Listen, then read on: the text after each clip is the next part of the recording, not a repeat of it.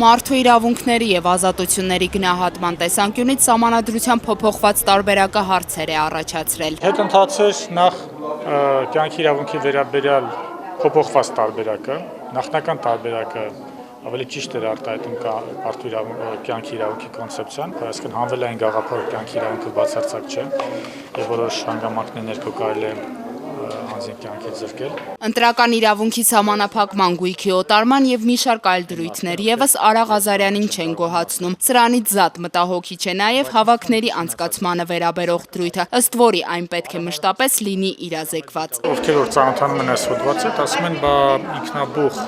հավաքի իմաստը այստեղ կորում է։ Իրավախորհրդատու Հերիքնաց Տիգրանյանին մտահոգում է փաստը, որ բժշկական ապահովագրությանը զբաղվածության խնդրին եւ սոցիալական այլ իրավունքների վերաբերող բազմաթիվ կետեր սահմանադրական մակարդակով ամրագրվելու փոխարեն իջեցվել են օրենքի մակարդակ։ Այն ինչը պետությունը չի կարող ապահովել, այդ բեռը ինքը իր վրա չի վերցնում։ Նույնը վերաբերում է, ասենք, աշխատանքի իրավունքին, եւ գործող սահմանադրությունը դա չունի, եւ նախագիծը դա չունի։ Նոր սահմանադրության մեջ օգտագործված բառապաշարը Արթուր Սաքունցի մոտ տպավորություն է ստեղծել, որ փաստաթուղթը գրվել է հայ առաքելական եկեղեցու կամ քաղաքական որևէ ուժի գրասենյակում։ Բոլոր իրավունքների սահմանափակման վերաբերյալ դրույթում բացակայում է ժողովրդավարական պետություն հասկացողությունը, ժողովրդավարական հասարակություն հասկացողությունը,